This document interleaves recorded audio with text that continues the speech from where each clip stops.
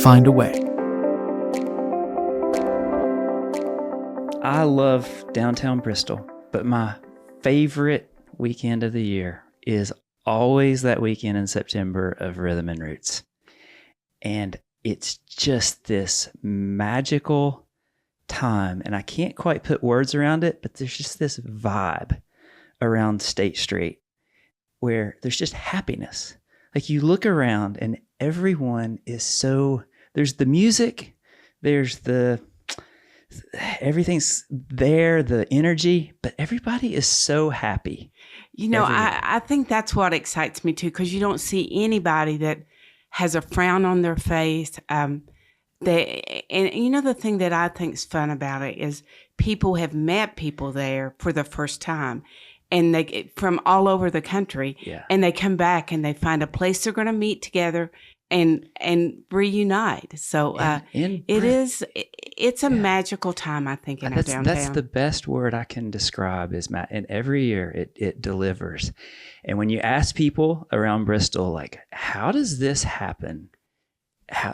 That's like close to 25,000 people now coming, right? Yeah. Over 20,000. We estimate, if you talk about the artists that are there and the volunteers that we have and everybody involved with it, we'll have between 35 to 40,000 people either down there working or down there having a good time. Yeah, and this is in Bristol, like a small town. So when you this doesn't happen in places like Bristol. Every city would love to have a Rhythm and Roots music festival.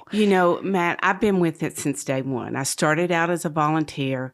They called and wanted to know if I'd come and do their logistics for them, and I said sure, because I'd worked with some other festivals like Autumn Chase and Race Fest and stuff.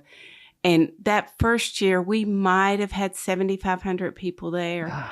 But to see how it's grown, and, I think at the first, people didn't believe in it. They said, oh, we've done stuff before and it's never. But I think when our community saw what it could be and they started buying into it with their volunteer time or their sponsorship time, then we started, I guess it was about, in my opinion, about the fifth or sixth year, it started to grow and get that momentum, but it took a while. Well, there are so many things I have so many questions about how Rhythm and Roots has grown and how it's become what it is now. But if you ask anybody in Bristol, like, who is responsible for this wonderful thing, everybody knows it's Leah Ross. And so I want to start with Leah Ross' story. Okay. And see how you ended up being in position to grow something so extraordinary in Bristol. Take me back to before you were a part of Rhythm and Roots. Well, I think I'm probably the most outgoing one in my family. I always have been. I want to be in the crowd. I want to do this. I want to do that. But once I got married and I started working, I worked at Line Power for a while, but I think I worked for Waste Management. And I think this is where I got my love of the community. I don't know how, I'm 72 now, so it's hard for me to think that, but it was probably in my early 30s. I started working for Waste Management, and I worked for them for 11 years. I started out in dispatch, and when I left there, I was their sales manager, so I did sales. And what they did for me is they wanted us to be involved in the community. So I volunteered for Race Fest and different things. I used to be involved with Fun Fest and Keep Kingsport Beautiful. So it got me to understand my love of what I want to do in the community. So they gave me that opportunity. And then when I left there and went to work at Bristol Regional Medical Center, they still let me be involved in the community, and I became that. So when Rhythm and Roots started, Terry Talbert called me, or Terry Smith at that time called me and said, Leah, we're starting this festival and I want to know if you'll come and help with the logistics. And I said, sure. So that's how I started out with it. I was just a volunteer, and I helped to, I don't know if you remember Wallace Coffey. Do you remember him? He used to be at the Bristol paper, and he was all over. He was great with the JCs and help with all things in Yeah. the community, called me and asked me if I would do that. And one day he needed something, and somebody asked him about me. He said, well, you know the thing about Leah, I believe I could tell her today that I needed a purple bus with yellow polka dots on it, and by the end of the week, she would have that for me. And so I thought, that what a compliment of that. But you know what? I've always connected with people. I haven't necessarily expected them to always do things for me, but I'm not afraid to ask, and I always appreciate anything anyone does for me. And I try to let them know that, because where would we be without those people who had supported that from day one? When you go back to day one when you were a volunteer, this is at the very beginning of the music in festival. In Viking Hall, we were planning it. So it's small, right? Like every city in the country has probably tried to do a music festival at some point in their history. Almost none of them reached the success that Bristol's Rhythm and Roots has reached. So at that point, did you see what it could become, or were you just wanting to be a part of the journey? I don't think I did. I just wanted to be a part of it, because I just wanted to be a part of it. But that first year we had a stage in Anderson Park, and then we had a couple stages. We had the State Street, and we had the mural, and we had Cumberland, but we didn't have a lot of music in the bars and stuff like that. But it was very small. And that first year we went, it's too far to walk from Anderson to downtown. So we learned a lot of things in that first thing. So I think about it, and I think, how did we evolve? I volunteered for 5 years. I wasn't a paid employee. And on the 6th year, I asked the board to get together, because I wanted to talk to them, that I didn't think they could afford not to hire me, okay? Because I had said something to them before, and they said they could not. They didn't think they could. And at that time, I was working at Waste Management. And you're in your 30s at this point? I would say we're 24. We're going into our 23rd year. So I was in my late 30s. Okay. I was in my late 30s. Okay. And so I met with them and pitched to them to hire me, and they did. But I will tell you how important it was to me, because I was a top salesperson for Waste Management. I could talk trash. I could sell. I sold compactors and all that. And on a good year with Waste Management, I took around a $40,000 cut and pay. And on a bad year, I took a $20,000 cut and pay. But for me, and I was lucky my husband was working at that time. And we were, I wouldn't say we still don't have a lot of money, but it was worth it to me to go to a job that fed my soul. And that's why I did it. That seems like a really pivotal part of your story, is that moment where you've experienced this for a few years as a volunteer. You're in your late 30s. You've got a family by now. You've got a secure job, and you open the door to this conversation, and you say, you can't afford to hire me. So you go in there and you're selling yourself right now, right? What vision did you sell them on that day? I already knew some things that they weren't doing that I thought that we could do, okay? We weren't really applying for grants. We weren't raising the sponsorships that we needed. So I already sort of had a plan of how I could prove myself for that. And I told them that I felt that I could raise my salary in that first year. But I didn't. I came about $5,000 short, okay? But I went into it thinking that there were some things in place that weren't in place. And it took me about 10 years at least to get to where it was on a bad year for me. And it took me almost 18 years or so to get to where it was on a good year. But at the end of the day, it's been all worth it for me because of the friendships that I've built and the love that I have for this event. Well, it's just so meaningful to everybody. Like, it's obviously meaningful for people that come in, all the people that come in from out of town. I mean, Bristol's only 50,000, so we double our population that week. It's obviously meaningful for people that travel here, but for us locals to have an event like that, it's the best part. It is the best part of our year. So it's such a big deal for the city. When you pitched yourself, when you sold yourself, did you think it could be this big? I don't know if we did. I will say Sandra Reynolds, who was the first executive director, she had more of a thumb on the music. I mean, she brought Ocro here before Ocro was what they were. So she knew more of that than I did. I think that I came to it with a more knowledge of community and what I thought it could be. Okay. I thought it could grow. I thought we had something great here, but I don't think that I could have grown the festival like it has grown if I hadn't had a music committee, because we formed a music committee at that time to help pick those artists, because I grew up on rock and roll. Yeah. That was, I loved Three Dog Night and Steppenwolf and those type of people.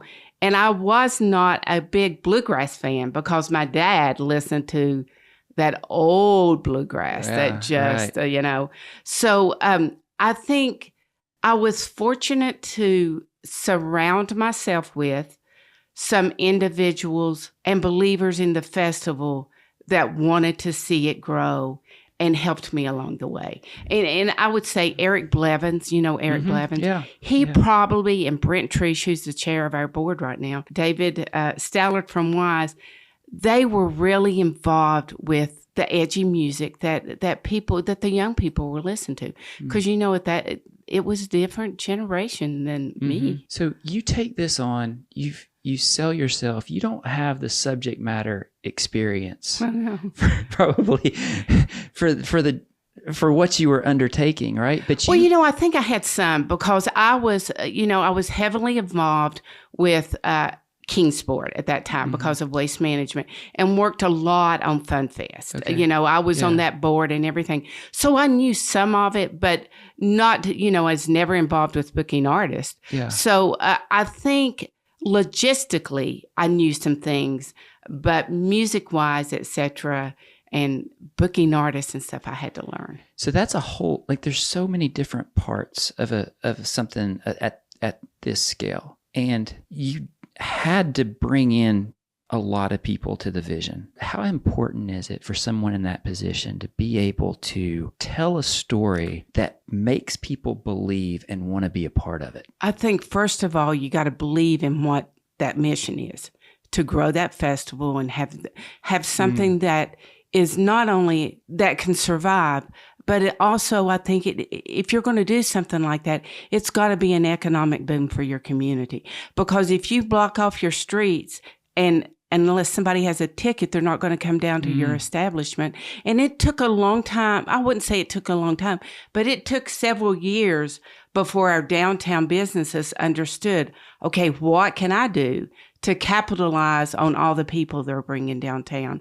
And now we hear, especially from restaurants, that the people that we bring downtown that eat in their restaurants all weekend helps them get through the wintertime. So I think I've learned a lot of things by the seat of my pants. Yeah. So in 2024, Leah Ross knocks on your door and says she's going to do something. People just assume, yeah, of course she's going to do it. But then you had to convince merchants on State Street about this vision, not just the politicians, but on the grassroots level. Was that a big part of the lift of this festival, is just getting buy-in from the community? Well, I think if you don't have buy-in, number one, they're not going to support you and your sponsors. They're not going to buy the tickets. They're not going to volunteer for you. So if you can't get that buy-in, and it doesn't happen overnight, if you can't get that, I don't think you can ever succeed and be there like 23 years that we've been there. How did you face skepticism? I'm sure you saw a lot of it in the early days. You still see skepticism. You know what? You just got to show them that, or prove them wrong. Yeah. So it drives you. It drives me, yeah. But you know what? I would say especially our cities, our city Mm-hmm. employees, from the city manager down to the person that sweeps the street. We couldn't put this on without them. Yeah. But our police departments, our fire departments, our public works, by the end of the week, they're worn out. And the sad part is, or the challenging part is, now you have Rhythm and Roots the second weekend. We used to be the third. And then you've got the race now on the third. So, they're strapped to... But I hope when they come to our festival, they're having a little bit of fun. Yeah. Or they're getting a chance to listen to. Yeah. But I think we've been blessed. Yeah. We have. I think Bristol has been impressive because for people that don't know, it's on the state line. And so the state line goes down the middle of the street. One side of the road, the merchants are in Tennessee, and the other is in Virginia. And so to pull something off of this literally on the border where you got stages on both sides of the border, the cities have to buy in. It's not just the merchants, but... Well, and you've got both states that's got to buy in because we get funding from both states. I would say it's pretty unique, I have to say, in the festival world for sure. Yeah. And I think the cities deserve a lot of credit for thinking outside the box, because it's not hard to get cities to collaborate like this. We couldn't do it without them. Yeah. It's a lot different than if you're in a field. You control that area, but it's a lot different when you come down, when you're in a downtown. Yeah. So as it's grown, what have been... Well, let's go back. You said so many cities have tried to do this. There's so many festivals out there that are really small and never get to this point. You mentioned the music selection. Do you see that as one of the more important pieces of it early on? Oh, definitely I do. But another thing that we hear every year, even still, is, you have your headliners, you've got the Okros, you've got the Avits, you've got, the different ones that you've had over the years that might have not been stars when they're there, but you also have your headliners like the ones that we have now. But we hear over and over from people that they'll come and see the headliners, but they are also coming for those artists they've never heard of that they're going to start following. We hear that every year. Yeah. Yeah. It's really cool that way. I mean, it's hundreds of artists. Yeah, right? It is. It's a logistical nightmare. Yeah. Well, how do you select the artists? Well, we have a music committee. It's grown over the years. We've tried to populate that with people who know old time music and bluegrass and know Americana and know country, not so much today's country like that you hear a lot of, because we can't afford that today's country. Mm-hmm. It's more of your traditional country. We'll have blues. We've had Buddy Guy, we've had Taj Mahal, and then we've had Dwight Yoakam. So, and I can tell you, those meetings get pretty heated sometimes. I've had people slam something down and walk out the door, but they're back the next month and they're over it. So, but most of the time it's pretty congenial. I think what we have to do as a music committee, we shouldn't be booking for what we want to hear. We should be booking for what we think the masses want to hear. Mm-hmm. And I think sometimes we get bogged down because we think this artist would bring this in, and maybe we're not right. And there's always someone to speak up and say, but now you have the internet that you can go see where they're playing and how many plays they're getting and all that stuff. But sometimes it doesn't always fit, because we've seen something doesn't always fit with our demographics. Right. So. Well, it's always striking the diversity of ages. Like there's a lot of young people come to Rhythm and Roots. It is not an old fashioned thing. I think one thing that helped us grow our crowd, because when we started out, we didn't have a lot of that. I wouldn't say we were heavily into bluegrass, but we had bluegrass. But I think what helped us is the families who brought their children to the festival, and they grew up with it, and they discovered the Avits, or they discovered Judah and the Lion, and they were following that music, and they grew up with it. So what we've found is Okay, they have fun. They've gone away to college. And now we see a lot of them bring their friends back. Right. So I think that's helped us grow that young crowd some. Yeah. Yeah. It's been really cool to see bands like 49 Winchester who cut their teeth at Rhythm and Roots. Like that's probably the biggest stage they played on at that part of their career was Rhythm and Roots. Oh, definitely. Probably one of the biggest crowds they ever had was the first time they played at our festival. Uh-huh. I mean, they're going to be there this year, and not that I'm worried about the crowd, but that crowd, I mean, I don't know if you've been following them on their European tour. Blown up. Yeah. I just went to a festival in Texas called this Two Step In, and they performed there. And their song, Russell County Line. Yep. The crowd, they probably had 4,000 to 5,000 people in them. When they sang Russell County Line, everybody in Texas sang Russell County Line. It was hilarious. And they're the only one, because I wanted to see a lot of people. They're the only one that I stood and watched the whole time. So, it made me very proud. Yeah, it's really cool to be a part of a part of that. Well, Margot Price was at our festival last year, and she's really big, okay? Mm-hmm. But the first time she played our festival, it's been a long time ago, she played in the State Line Bar and Grill.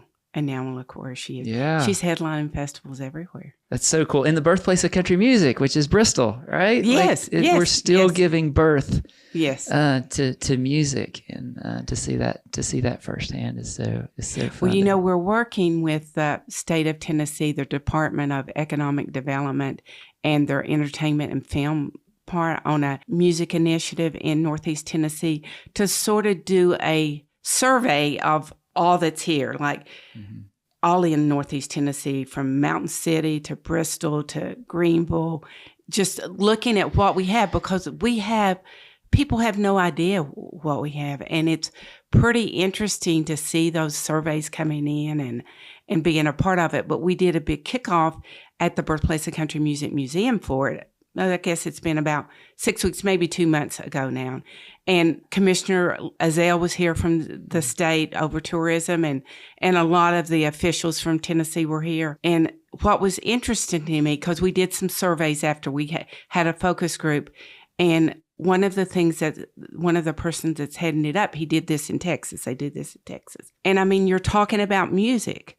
Well, when they put me in charge, I said, well, we can't have this big kickoff if we don't have some music. And they went, okay. It was the first time in a kickoff, all over any of them that they had done, that they had music before the event. And they said, well, we would like to have a pretty good crowd. We did it at the museum. And I said, well, we get 100 people in there. And they went, oh, that'll be a plenty. We didn't have enough room for everyone to come in there. Yeah. We had a group of students that came, were able to talk to them. So I think what we've taught the community, or I hope that we have, or I don't know if we've taught them, but they understand the value of live music in your community. I think you're seeing that at the patio. Yeah. I mean, people want to hear music. Yeah, there's no substitute for it. It's a universal language. It's a universal language. Yeah, but to put the vibe around the stage, that's where the magic happens. Mm-hmm. And you're talking about a festival. It's just so large, and it encompasses the entire downtown. What are the hard parts that people would not ever think about? It's figuring out your footprint.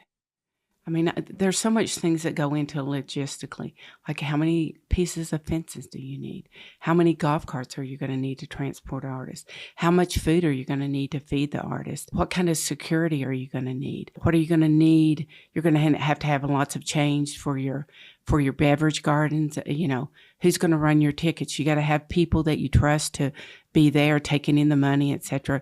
So from a logistical standpoint, I mean, after the festival, we give ourselves about a 2-week break. Mm-hmm. And then at 2 weeks, we're back at looking at the festival that just happened. What do we need to improve on? What can we do away with?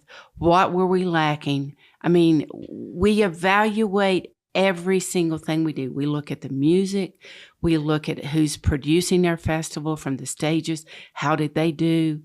We fill up the hotels here. I mean, you just look at everything. 25 years in, you're still doing a post, like looking for ways to improve. Oh, you got to. You got to, because things change every year. I mean, when we first started, if you remember when we Yeah. first started, half of our town was boarded up. Yeah. Look So at it much now. blight. Yeah. It was so much blight, but now we're full of Mm-hmm. businesses in our downtown. So, how do you work with them so you're not putting something in front of their business so somebody can't get into their building? So we try to work good with them, because we've got to make a profit to keep doing it. Okay. Mm-hmm. I mean, we just do, from sponsorships to ticket sales to, individual giving, our merchandise sales. We've got to make a profit, and we don't make a huge profit. I mean, but we've got to have something that we can start back. So when you think about that, there's no, you can put on a concert and there's still a lot of things to do with it, but you multiply it 100-fold almost when you start talking about a festival. You named a lot of different pieces, like a lot of moving parts, sponsorships and logistics and the artists and the fan experience. And how many porta potties do you need? Yeah, and exactly. Where do they go? We need trash? We're going to do recycling. How do we do that? Who's going to pick that up? How have you found, I'm curious what you've learned about organizing and leading people. So you probably have hundreds of people involved in this operation. Early on, I did a lot of that myself, but now we have a great staff, and we have a logistics team, and they know when they arrive on Thursday, everything they're going to do. We have people that take off the whole weekend.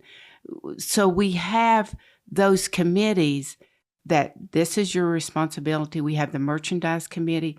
They've got to inventory all that in. They've got to price all that. We have an atmosphere committee. So when you see all these little things around that make it unique, they're doing all that. Our atmosphere committee works year round, making stuff or building stuff or stuff like that. So it's not just something that happens a few weeks out from the festival. Our sponsors, we got to pick out what that sponsor prize is going to, we're going to give them. We've got to get all those tickets together, all those things we got to deliver to them before the festival once we've secured those. So, and we have a sponsorship committee. I mean, we could not do it with the staff that we have if we didn't have committees helping us along the way. Yeah. So your role, I'm sure, has evolved with the growth of it. So before you come, you're selling dumpsters for waste management. You come in as a volunteer, you see the vision, you sell yourself. I'd say in those early days, you had your hands on every one of those pieces, right? Correct. With your hands in the dirt. How has your role evolved over time? My title is Executive Director of Development of Advancement for the organization. And it's evolved over the years, because now, while I'm still, one of my major responsibilities, it's the festival, I still have, I think I'm the face of the organization, or so they say. I've built these relationships not only with our community and our region, but with the state offices from the governor down on both sides. And I serve on the Virginians for the Arts board, and I work really closely with the Cricket Road. I'm getting ready to be their chair for the next year. So I'm heavily involved in the community, and so we're still relevant, because we are relevant, and trying to keep those relationships and letting them understand how we need their support, whether it's through labor or financial support or volunteer support, etc. It's still very important, because we could not do what we do with the limited staff we had if we didn't have those commitments. How much of that is you out there just selling the story? A great deal. A great deal. Yeah. Is it that much different than when you were trying to sell the vision to a merchant on State Street? It's just now you're selling a bigger story.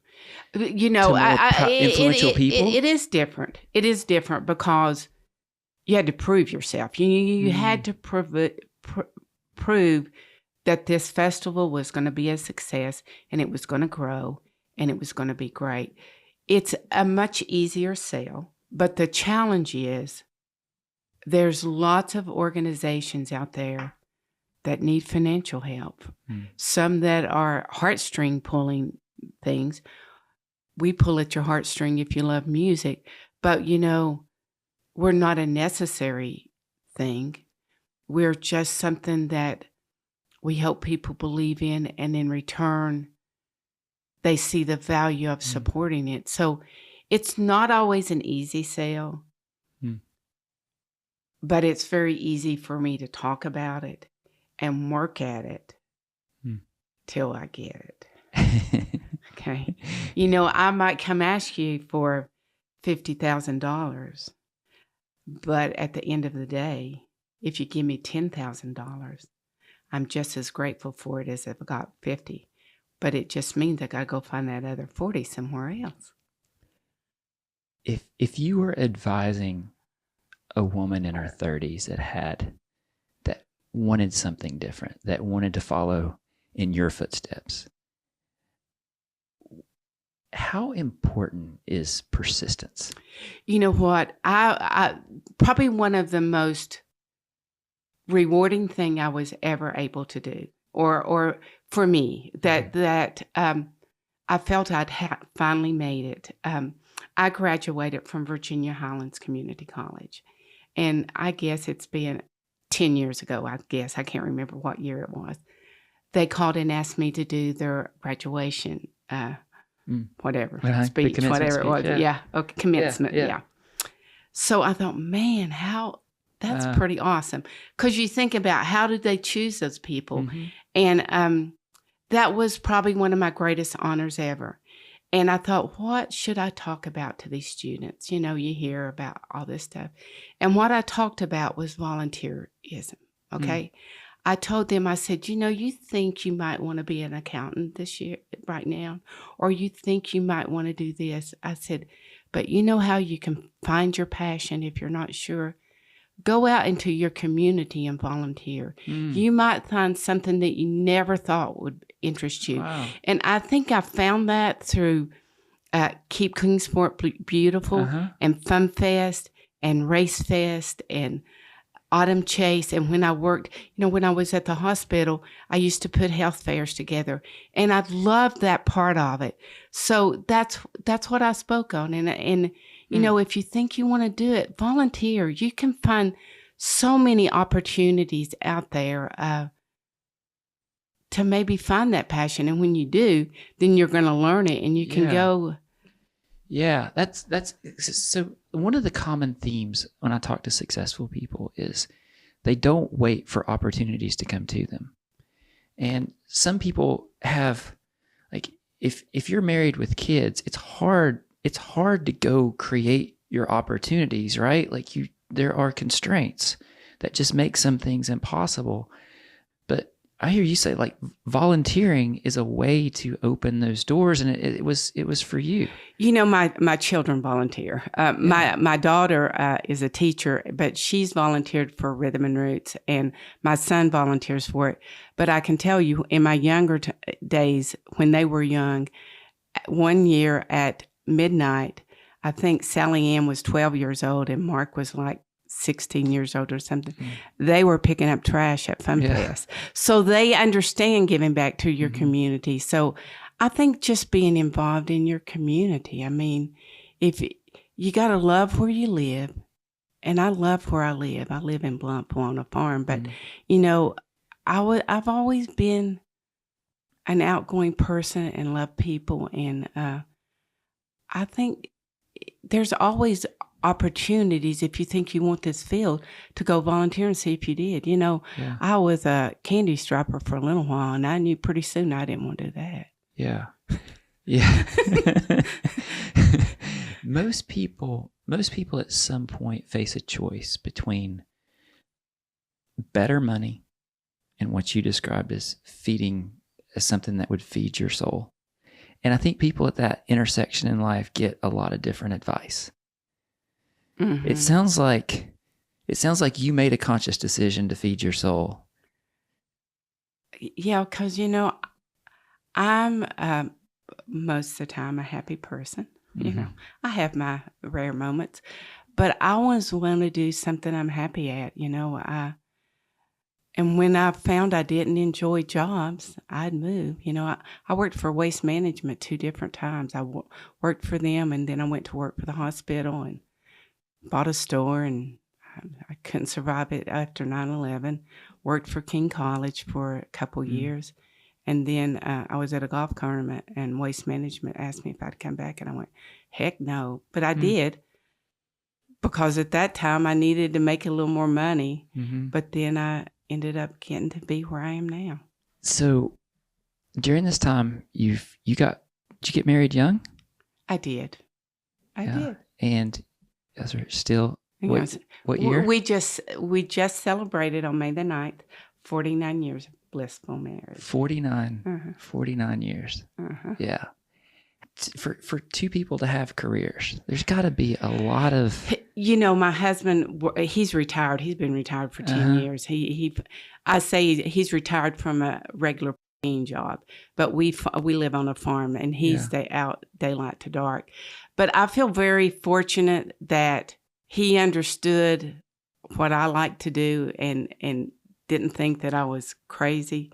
And because, I've been gone a lot, like with travel, with work and different things. And it's not the kind of job where you can have nannies taking care of your kids while you're doing all this, right? No. Well, no.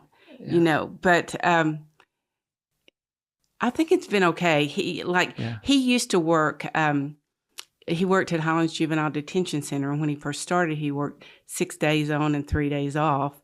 And he worked swing shifts. So when we first got married and had kids, I'd go to Lebanon on the weekend, stay with my parents. And so it was a big adjustment for us when he got day shift and worked Monday through Friday. But at the same time, he's not a gigantic music person. He's a very big sports person. I love sports too. I love football and baseball.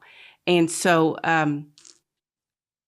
he's let me, he's been great. Great. And I'm sure there's times he wishes I was home, but he's been great about it. Yeah. Yeah. Looking like 49 years is a long time. What have you learned about relationships? I think it's give and take.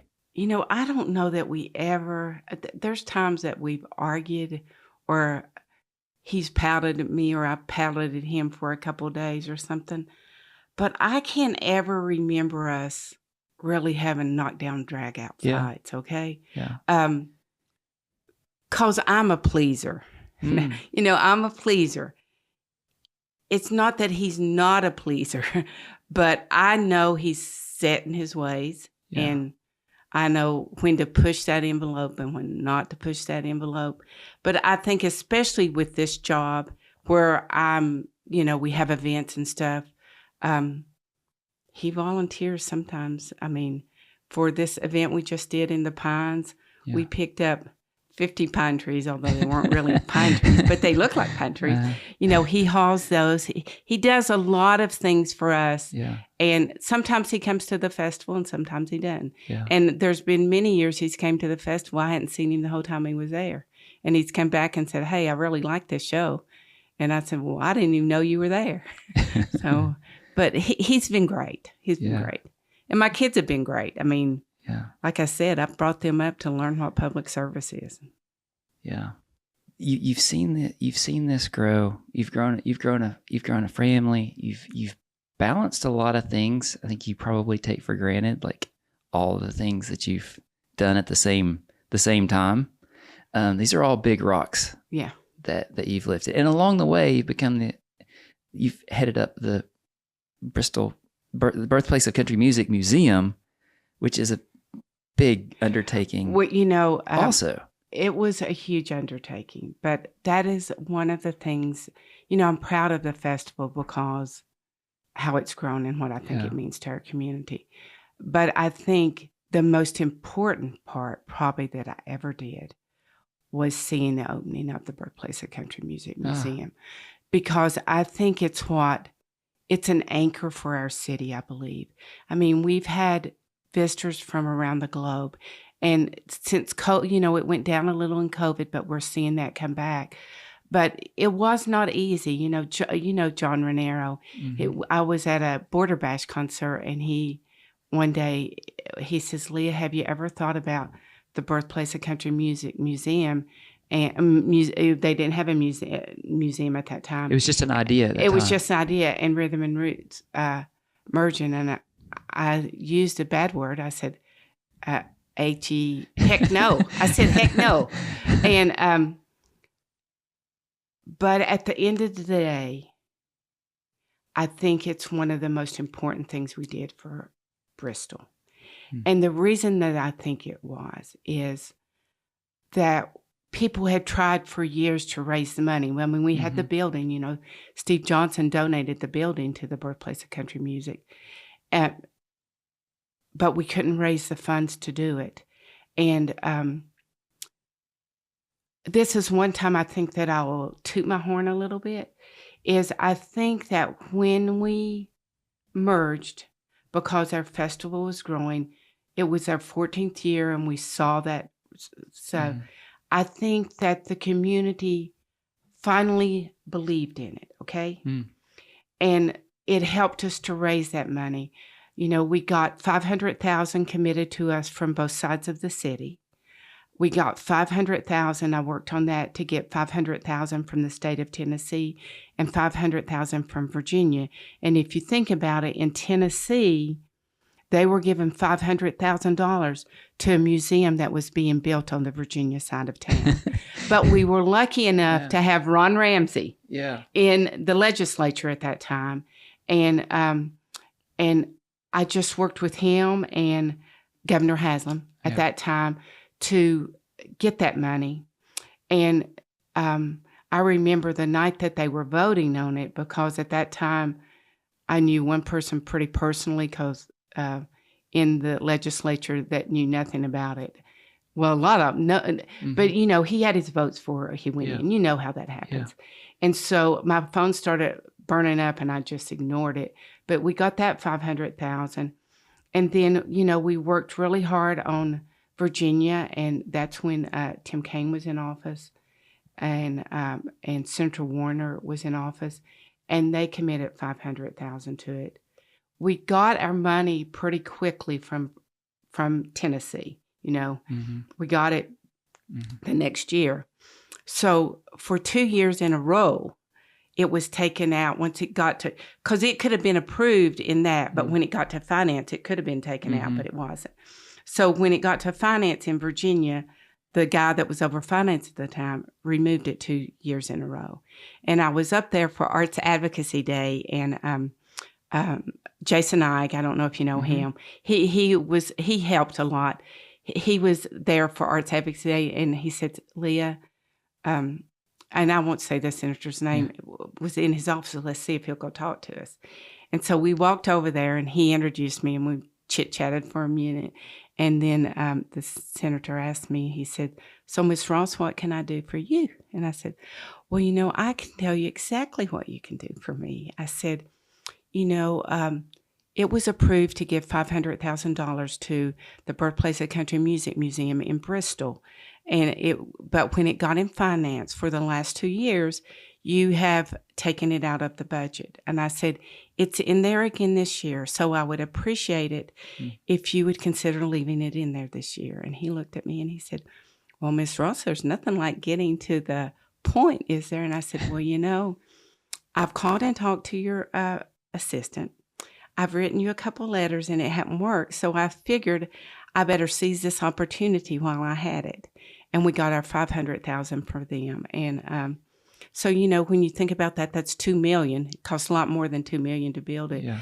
But we got historic tax credits. And the thing I think that we're most proud about the museum is that we opened that museum, which is unheard of, debt-free. So we did not have a debt hanging over our head that we had to honor in order to get our museum up and going.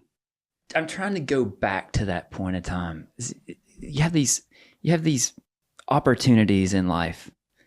It's like, what do you do? What do you do? There's pivotal points that like make your story, right? Mm-hmm. And the Birthplace you've described as your proudest thing. So at some point somebody said, we need $2 million to turn this old dilapidated warehouse into a country music museum. Do you automatically say, like, what goes through your mind knowing that you've got to do that lift?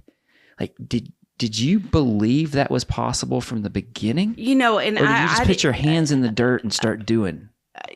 I had no idea what it would take. You know, we had a great team put together to decide what went in that museum. I would have no idea, like the history and stuff.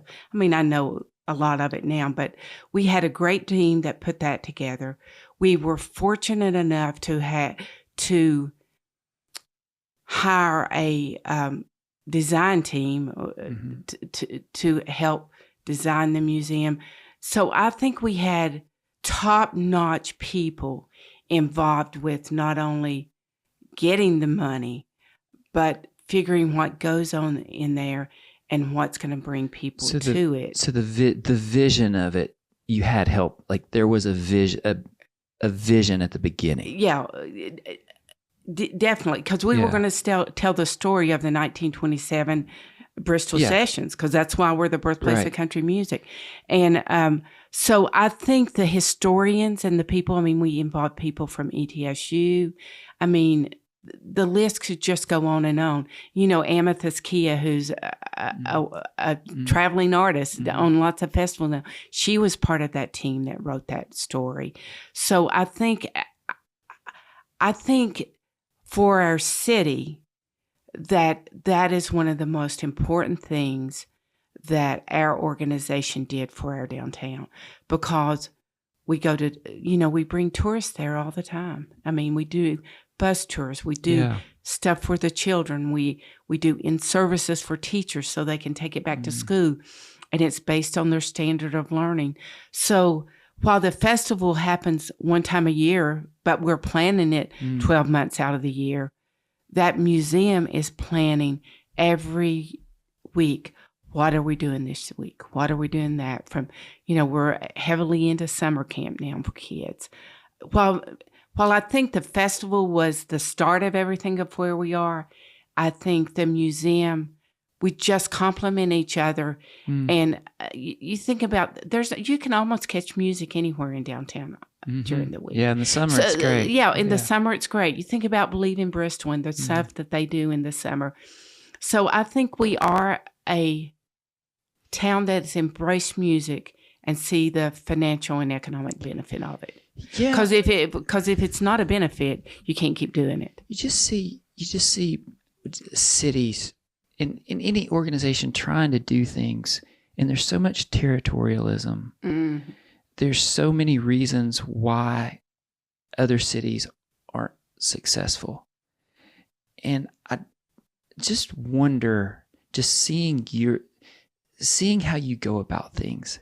It's like you have this vision, and you can tell the story really well, but there's this other piece where you get buy-in from people around you.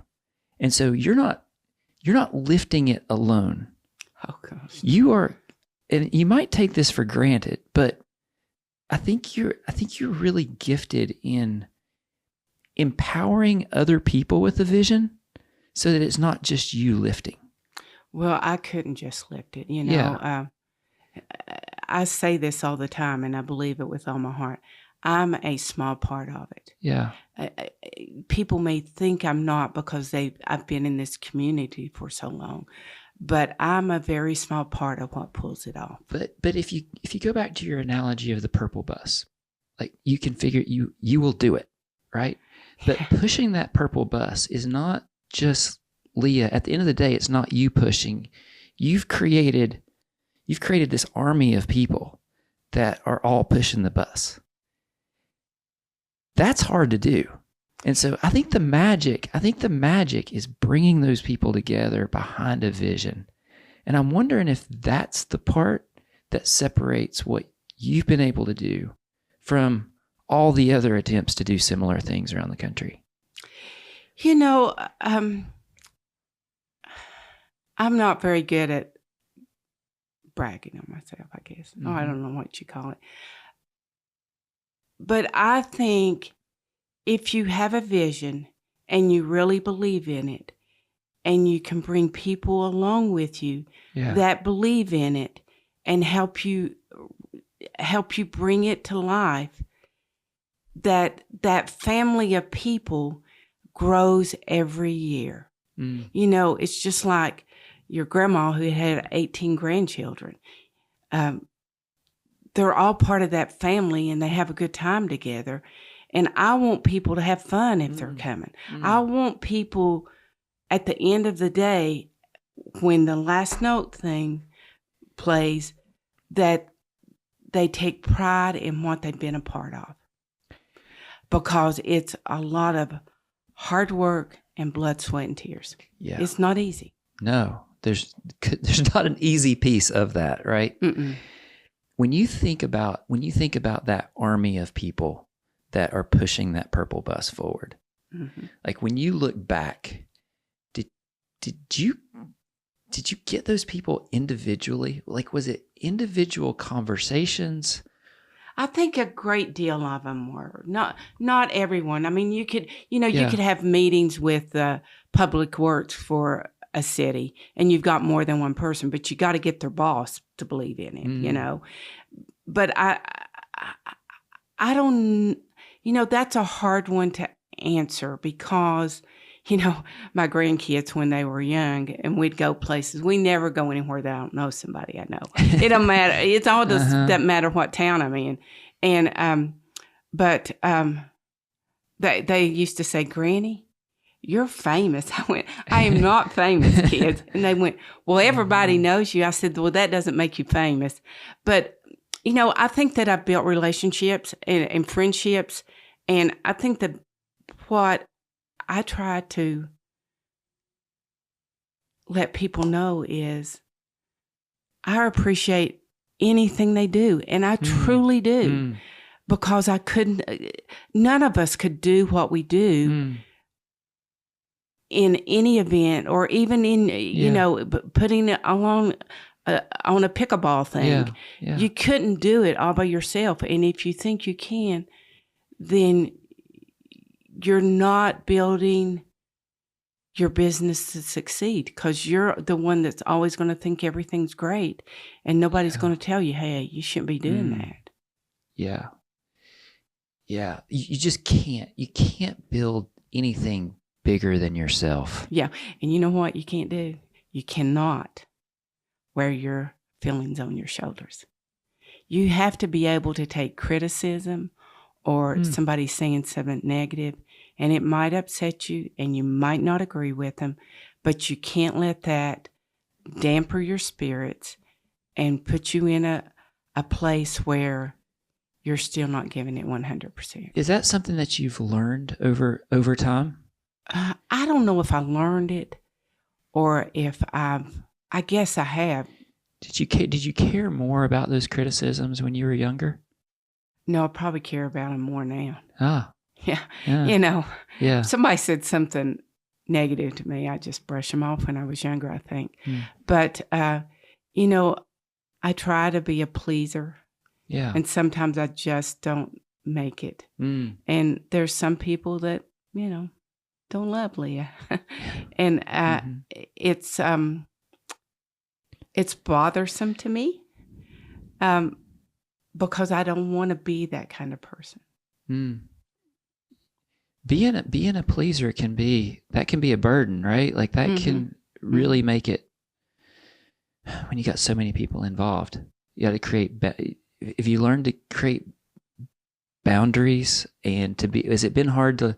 Have you had to learn to say no over the course of your career? Because pleasers, that's a tough word for that's them. Probably my problem. I don't say no enough, but I think that the thing that that bothers me sometimes is when you've worked with an individual or someone and they won't even give you an opportunity or if they think you've done something to correct it. Yeah.